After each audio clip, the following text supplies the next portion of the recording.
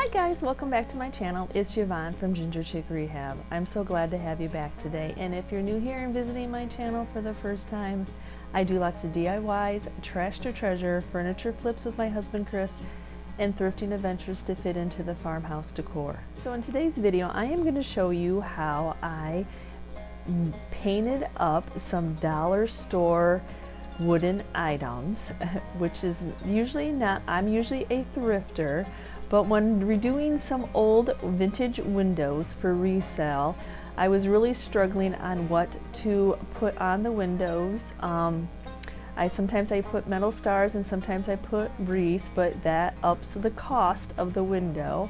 And so when I was on my way to Hobby Lobby looking for some wooden stars, I just happened to need some masking tape at the Dollar Tree. Now, my Dollar Tree in my town is very small and very limited to anything that it has, and I have always been kind of, jealous of other YouTubers that, I'm like, how did you get that at a dollar store? I don't have anything like that.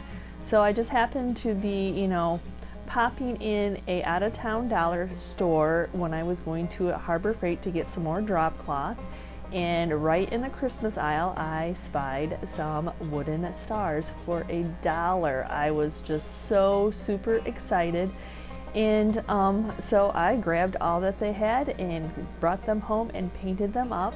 And then I actually grabbed a couple more of their wooden items, and I just want to show you how well these items painted up. So this is what today's video is kind of, going to be playing after my window video. So it's kind of following up if you want to see how I painted these stars and the other wooden items that I picked up. I am now a fan of some of the wooden items at the Dollar Tree, which like I said, mine is not anything like that. So I was super excited. So I really wanted to share this with you, that you can actually make some of the Dollar Tree items look high end.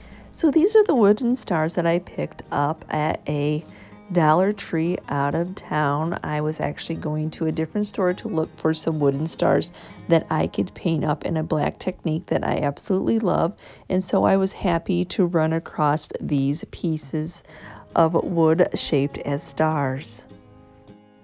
Though I was not on a hunt for arrows, I could not pass up these plain and simple arrows.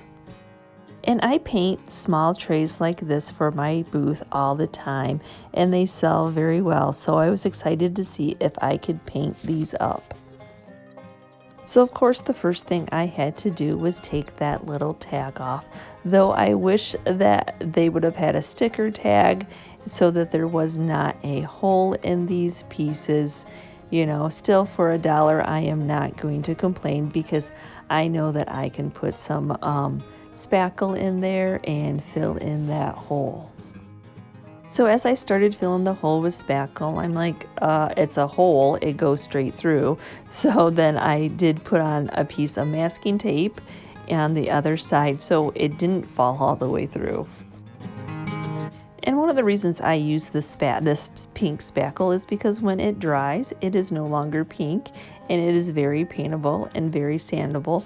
And yes, you could use a wood filler, you could use any other product, but those do take a lot longer to dry.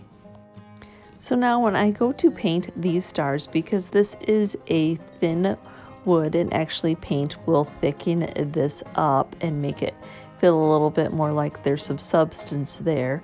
But for what I need for these stars to be for, this is perfect for my project. So I am actually trying to hold them by hand so I can get the little edges of these little bitty pieces. I did not want to try to paint them on the boards and have them snap. I'm not familiar with this wood very much to know how bendable it is. So I'm just using my black onyx that I get at Walmart, and you just pick it right off the shelf to paint these items. So now it's on to painting these little trays, and my brush is probably a little bit big for these trays. And see, that's the sticker I would have wished that would have been on the stars. But anyway, so I always start off with my bottom first to get the most coverage, and that way if you mark it up or anything, it's on the bottom and you don't see it all the time. But usually we don't have a problem with that. And then the nice thing about this wood is I can say that it's drying really fast because it is a dry wood. So it's really just soaking in the paint. So I should be able just to have to use 2 coats. So now I'll move on to the arrows. Now the arrows had some little staples in to hold this string, this jute, but I did not want to be using that, so I'm just going to take it off and hope that it does not break this wood, and then take those stickers off before I paint.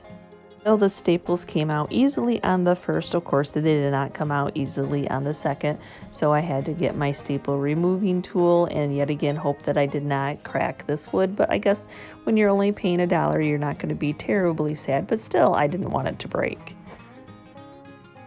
So now I will move on to now painting the arrows, and just kind of leaving them on, because they're a little bit longer, and trying to pick them up. I don't know how people paint without getting their hands a mess, because I'm usually wearing most of my paint all over my hands. So now I'm going to go back over the entire ones and give them a second coat. Just, it soaks in, you want to cover completely. So now to seal that black paint in so I can distress it and that it won't act like chalk paint, meaning that, when you touch it against something, it chalks on it, because we paint a lot of things white. Just to protect it, I am going to spray them with some polycrylic in matte. So now to distress these pieces, I am taking a 150 sandpaper on those edges and just taking it right down to that natural wood to give it that distressed look. Then I'll be sanding the rest of the piece with some fine grit steel wool. And then I cannot wait for this step of the Waverly antiquing wax, just to take these black painted stars and arrows, and well, I'm not ready for the little trays yet, but this is just going to take them up a notch. It's going to stain that little bit of that natural wood and take it almost to a walnut-y dark, and then it's just going to antique that black and just make it look nice and smooth. So now for these trays, I did the same process in sanding. I took the 150 on the side because I had polycrylic them, and to bring them down to that natural wood, and then took the steel wood over the entire piece to take off that shiny from the polycrylic and get it ready to accept the wax. Now for these trays, I did not want to leave them just plain black, so I kind of like these mosaic tiles, I guess that's what I'm gonna call them, and I like to create a stencil that I can put in the bottom of these trays, and then give it a little bit of something, just a design at the bottom. So the white that I'm using is Apple Barrel Multi-Use in white, and I am using a makeup sponge that I get at the dollar store, and I'm doing like the dry technique where I put a little paint on and then I'll take a little paint off, just so you're not smushing it underneath that stencil. And then I'm finishing up with the Waverly, or this antiquing wax by Folkart. I had a nice viewer send me this bottle, so I was excited to finally get to use it, and it acts just like that Waverly wax, which I was totally in love with.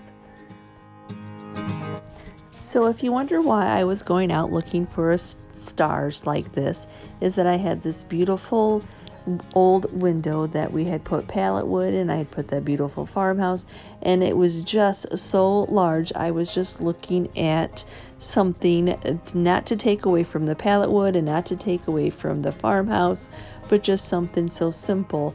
And then if I would have done the metal tin stars, that would have increased the price. This was already not going to be a cheap item, but I absolutely love that. I truly believe that God sends you in paths to stumble across these stars, and I absolutely loved how they turned out in our black paint job that we have grown to love, and I just love what it's done for this pallet window. And I will tell you that my local Dollar Tree that's in my town does not carry items. Maybe it might have had the stars, but like the whole display of this wood, it never would have had. There was like a whole section. I thought I was walking into a Hobby Lobby. I kid you not. Now I know what all you other YouTubers, how you find your stuff, because we don't have anything local like what you have. And so I was just like, you know, a kid in a candy shop just picking out some items, you know, but for me, I always have to have a use for them and a reason to buy them. So I absolutely love how these cute little trays turned out.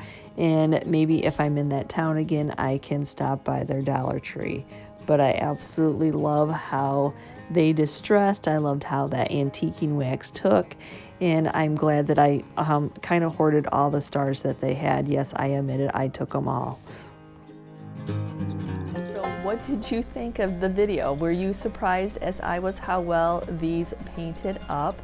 I mean, I had looked at, you know, the items at Hobby Lobby, and it was like $4 or $5 for just one of the stars. And then you start adding that up to that window, and wow, that the cost just keeps going up. And I really like to keep my prices reasonable for people to afford my home decor. So I absolutely love that, and I absolutely did. I'm still just amazed. So I hope you enjoyed today's video. I hope that you're inspired in any way. And if you're out and about and you have a Dollar Tree that you can pop in and you're interested in painting up some of their wooden items, I have to say I was definitely a fan. So thank you so much for watching today's video. And if you're part of my YouTube family, thank you so much for helping my channel grow. And if you'd like to become part of my YouTube family, just hit that subscribe button.